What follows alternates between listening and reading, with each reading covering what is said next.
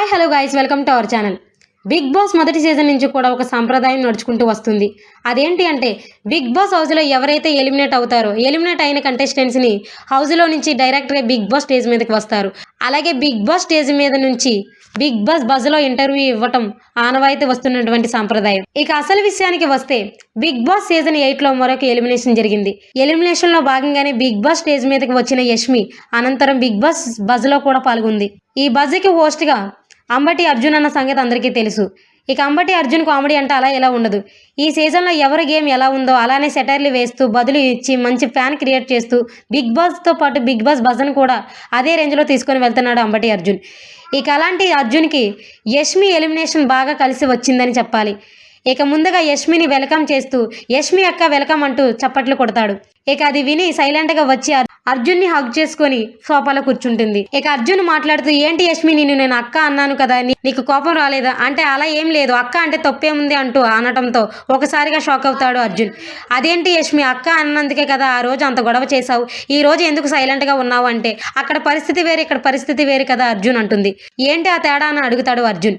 దానికి యష్మి మాట్లాడుతూ, వాడి ఫస్ట్ నాపై క్రష్ ఉందని చెప్పాడు, ఆ తర్వాత నామినేషన్లో వాడు అక్క అంటే నేను దాన్ని ఎలా తీసుకోవాలి, అది చాలా రాంగ్ కదా, నన్ను ప్రేమిస్తున్నానని చెప్పి నాపై క్రష్ ఉందని చెప్పి ఒకసారిగా అక్క అంటే నేను దాన్ని తీసుకోలేకపోయాను అంటుంది. ఇక తర్వాత హౌస్లో ఈ వారం జరిగినట్టుగా అందరి ఫోటోలను ఉన్న కుండలని తీసుకొచ్చి అక్కడ పెడతాడు. ఇక యష్మిని, వీటిలో నుండి నువ్వు దేనిని దాచుకుంటావో దేని నువ్వు పగలగొడతావో అది నీ ఇష్టం, కానీ దానికి మాత్రం నాకు ఖచ్చితంగా కారణం చెప్పాలి అంటాడు అర్జున్. ఇక ముందుగా గౌతమ్ కుండని గట్టిగా పగలగొడుతుంది.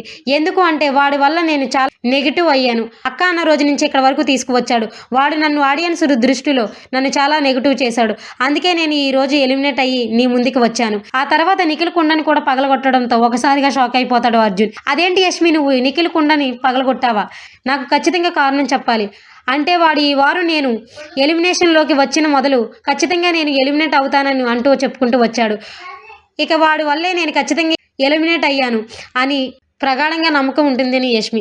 కేవలం వాడు అలా అన్న కారణంతోనే నేను దీన్ని పగలగొడుతున్నాను తప్ప వాడిపై నాకు ఎలాంటి కోపం లేదు, నాకు తెలిసి వాడు టాప్ 5లో ఉంటాడని.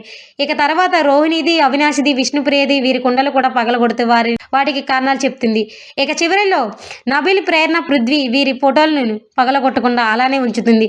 వీళ్ళు నాకు బాగా సపోర్ట్ చేశారు, నిజంగా చెప్పాలంటే వీరికంటే ఎక్కువగా నిఖిల్ సపోర్ట్ చేశాడు, కానీ వాడు ఈ వారం అంతా కూడా అలా అనడంతో నాకు నచ్చలేదు, అందుకే నేను పగలగొట్టాను, అంతేకాని వాడిపై నాకు ఎటువంటి కోపం లేదు, నా ఫుల్ సపోర్ట్ వాడికి ఉంది. ఇక ఇలా బజ్లో తన ఇంటర్వ్యూ అయితే పూర్తి చేస్తుంది యష్మి మాట్లాడిన మాటలపై మీ అభిప్రాయాన్ని కామెంట్ రూపంలో తెలపండి. ఇంకా అప్డేట్స్ కోసం చూస్తూనే ఉండండి మన channel. Please subscribe our YouTube channel.